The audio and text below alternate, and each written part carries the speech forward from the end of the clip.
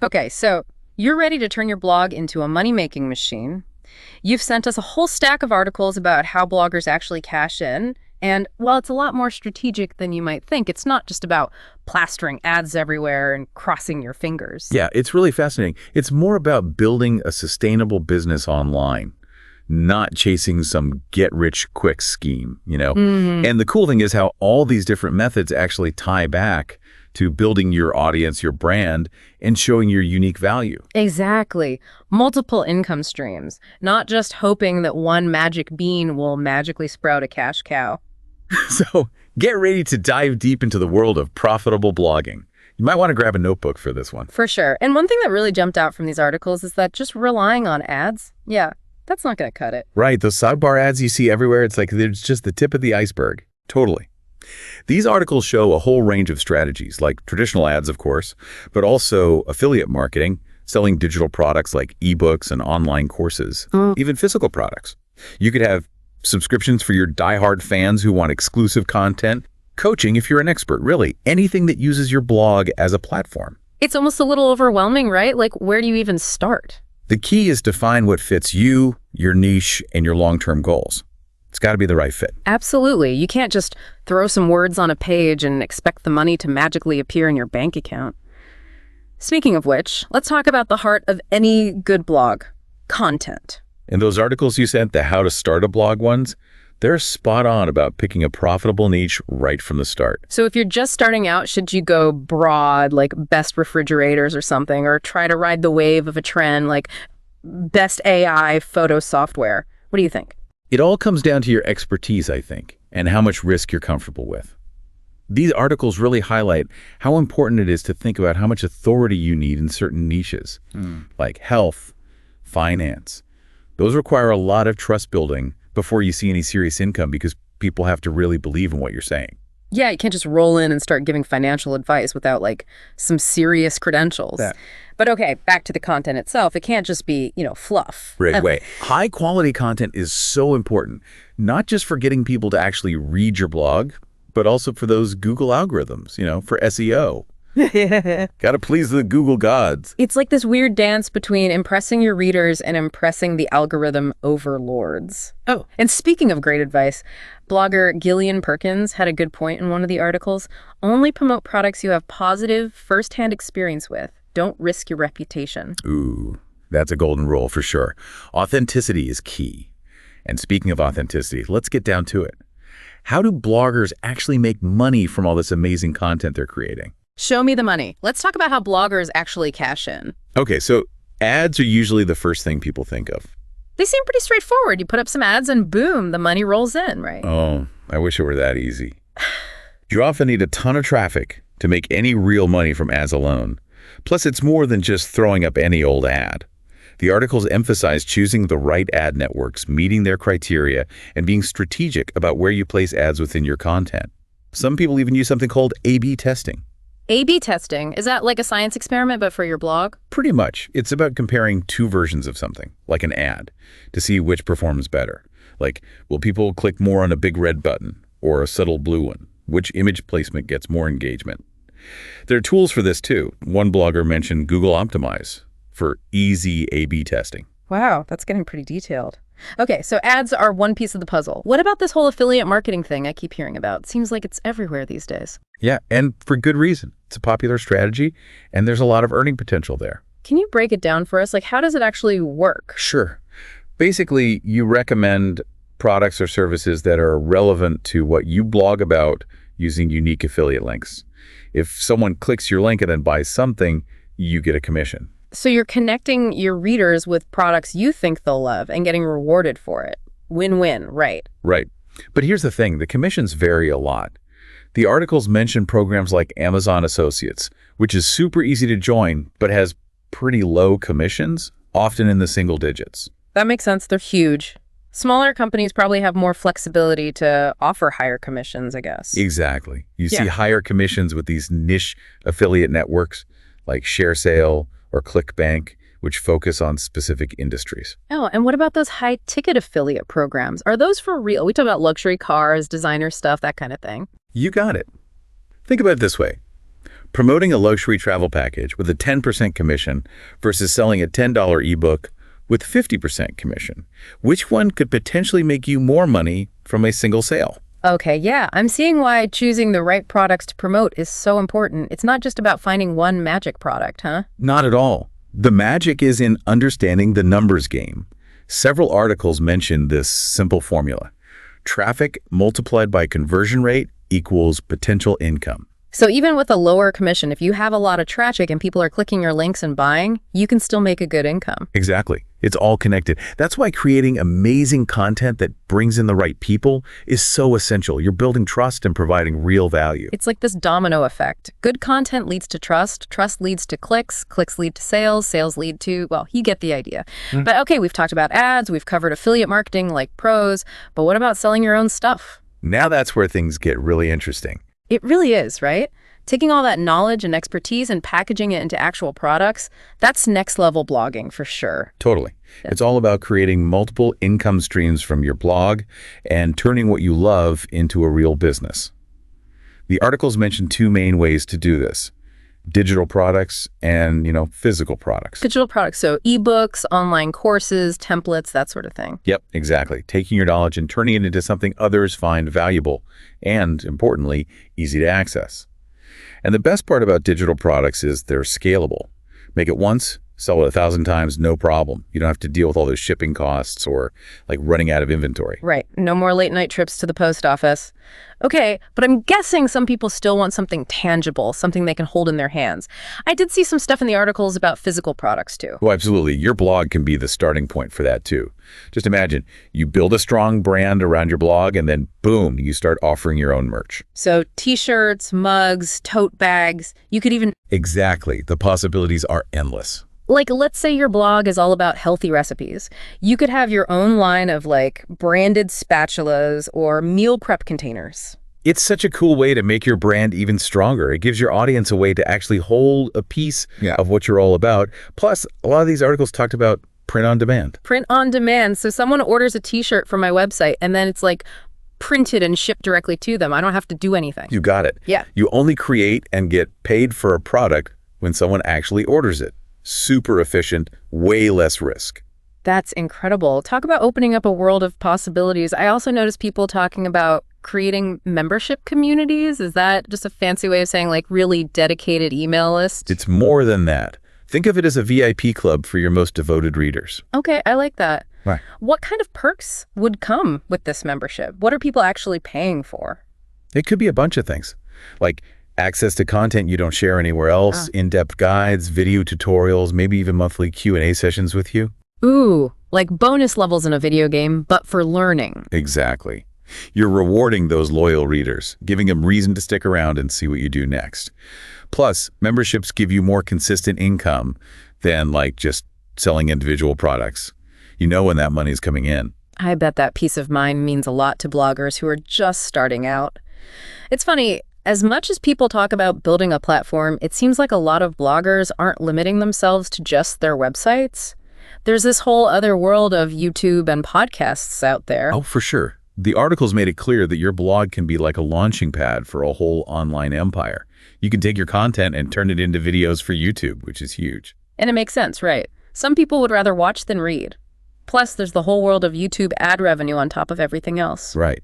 And don't forget podcasts. They're getting so popular now. Some of these articles mention podcasts making bank through sponsorships. There are even calculators online that try to estimate your potential earnings just based on how many downloads you get. So you could have a blog post, a YouTube video, A&D, a podcast episode, all based on the same core idea. That's pretty smart. Exactly. It's about going where your audience is, reaching them on different platforms.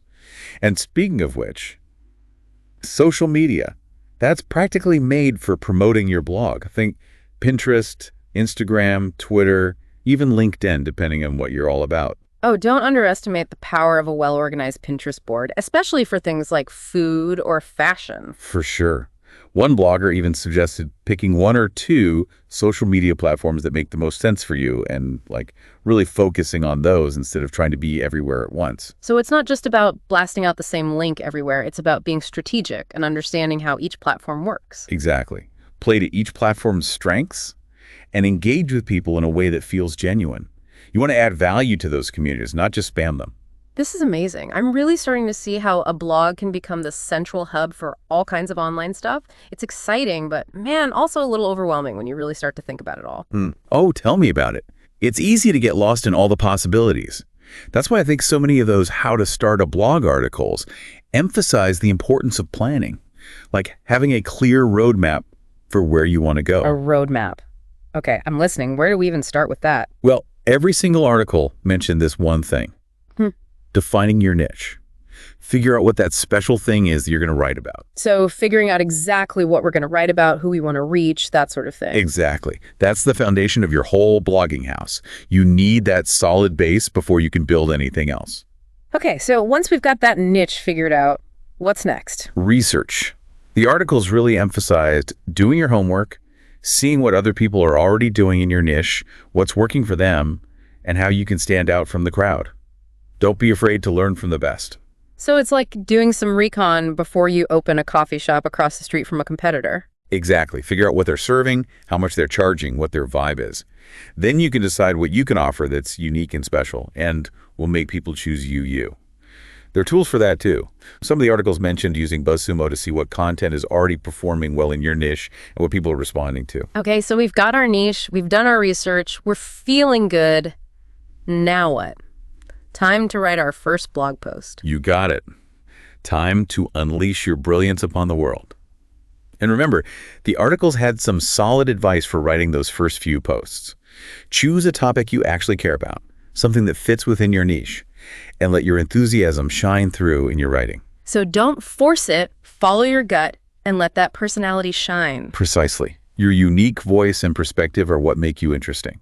That's what makes people want to read what you have to say. Authenticity is so key though, right? It's hard to connect with someone if it feels like they're putting on an act. Oh, totally.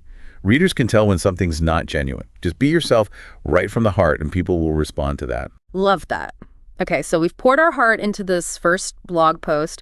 We're feeling good. Time to hit publish and hope for the best. Almost. Remember all that branding stuff we talked about earlier? You mean like giving our blog a personality? Choosing fonts and colors that fit our style? Exactly. It's about creating an experience for your readers, not just throwing words on a page. Imagine walking into a really well-designed store. Everything from the music to the lighting makes you want to stay a while. Right. That's all about creating a mood, a feeling. And first impressions are everything. So true. Choose a font and color palette that feels like you. Consider having a logo made and think about the overall aesthetic you're going for. Do you want your blog to feel sleek and modern or cozy and inviting? This is making me want to redo my whole website. It's amazing how much thought goes into all of this. It's the details that make all the difference. Oh. And speaking of details, let's talk about domain names. Funny you should mention that. I've been agonizing over a few different options. It feels like a bigger decision than it probably is. It kind of is a big deal, though.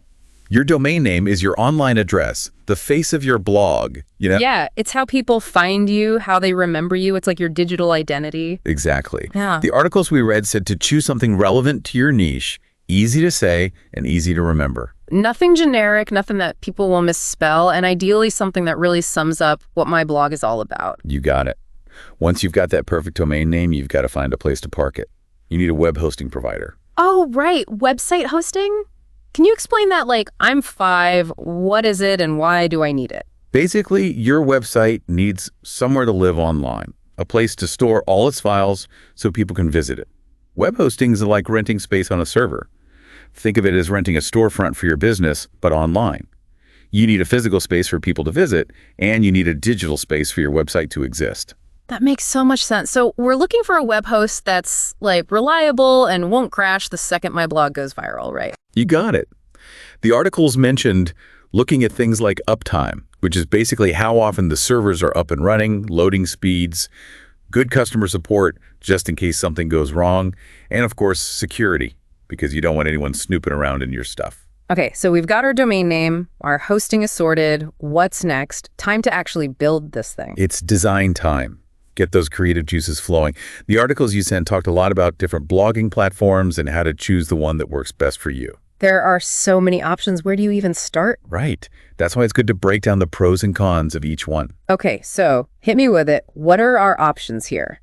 Well, A lot of people love WordPress because it's super customizable, you have a lot of control, but it definitely requires some technical know-how. Right, so it's like the DIY option, but it takes more work to get it exactly how you want. Exactly. And then you've got things like Wix or Squarespace, which are way more user-friendly. They've got drag-and-drop interfaces and all these pre-made templates, so they're perfect if you're just getting started. So it's all about finding that balance, right? How much control do you want versus how easy do you want it to be? You got it. The best platform really depends on your individual needs and your comfort level. And once we've figured out which platform we're using, it's design time. Any tips for a design newbie? Keep it clean and uncluttered. Easy to navigate is key. You want people to be able to find what they're looking for without feeling like they're lost in a maze. Nothing more frustrating than a website that makes you want to pull your hair out. For sure. Make it visually appealing, but try not to overthink it. And don't forget about those branding elements we talked about. Your font, your color scheme, a cool logo, all that good stuff. Absolutely. Oh, and high-quality images. A visually appealing blog is so important. Because a picture is worth 1,000 words, right? Okay, so we've got our content, our design, our branding, everything's looking good. Time to finally unleash these blog posts onto the world. You got it. Content is king, after all. Okay, we've built this amazing website, we're cranking out awesome content, but now we've got to turn those casual scrollers into, like, diehard fans. How do we build a loyal audience that keeps coming back for more? It's all about really understanding your audience, what makes them tick. One article called it, like, creating an experience, not just content. So it's not enough to just share information. We need to make people feel something when they visit our little corner of the internet. Exactly. Think about the emotions you want people to feel when they're reading your stuff. Yeah. Do you want them to feel inspired, empowered, entertained, maybe all of the above? Right. Like if I'm reading a blog about, say, sustainable living, I want to come away feeling hopeful and like ready to make a difference, not just bummed out about the state of the planet. Exactly. You're tapping into that human need for connection, for feeling like you're part of something bigger than yourself. Okay, I love that. But how do we actually translate that into something like tangible in the online world? Engagement. Yeah. That's the key. Yeah. So many articles talked about how important it is to respond to comments, answer people's questions, just make your readers feel seen and heard, So it's about being a real person, not just some faceless robot behind a screen. Treat that comment section like a virtual living room, not just an empty void. Exactly. You want people to feel comfortable sharing their thoughts and connecting with each other, not just like talking to a wall. And consistency is important too, right? I know I'm more likely to stick around if I know when to expect new content. Oh, for sure. It's all about establishing a rhythm with your audience so they know when to look forward to their next dose of you, so to speak. And let's be real, consistent posting helps with those algorithms we talked about. It all comes back to that, doesn't it? Okay, so we're creating an experience, we're engaging like crazy. What else can we do to cultivate those super fans? Okay, I'm going to sound like a broken record here, but those articles were really adamant about this. Yeah. Email marketing. Building an email list is huge if you want to make money from your blog. I know. I've heard it before, but like, why is it so important? Think of it as like a direct line to your most engaged readers. It lets you build relationships, share extra content they won't find anywhere else. And yes, even promote your products or services to people who already like you and what you do. It's like having a VIP club for our favorite people. Exactly. One blogger even said, your email list is the most valuable asset you have as a blogger. Strong words. Wow. Okay, I get it. These are people who've raised their hands and said, hey, I like what you're doing. Keep me in the loop. Yes, but just having their email addresses isn't enough. You got to actually provide value and like nurture those relationships. Treat it like an ongoing conversation. So what does that look like practically? Are we talking about sending out regular newsletters, sharing behind the scenes stuff, maybe giving them early access to new products? You got it. And personalize it. Segment your audience so you're not just sending the same generic email to everyone on your list. Oh, that's smart. So if someone signed up because they loved my posts about like vegan baking, I could send them targeted emails about, I don't know, new vegan recipes or baking tips. Exactly. It's all about making people feel seen and heard. And the cool thing about email marketing is you can track how well you're doing. Yeah. You can see what people are clicking on, what they're responding to, and adjust as you go. It's like having a built-in feedback system. Okay, you've convinced me. Email marketing is officially on my to-do list. It's a game changer for sure. So to wrap this all up, it seems like building a successful blog isn't just about the content itself, right? It's about so much more. It's about building a brand that really speaks to people, creating an experience that makes them feel like they belong, engaging with your audience like they're real people, and using tools like email marketing to nurture those relationships and build that trust factor. And don't forget about being consistent, authentic, and, genuinely excited about what you're doing. Because people can totally tell when you're phoning it in, right? Yeah. You can feel that energy and they'll respond to it. It's so true. So to everyone listening, what resonated with you the most today?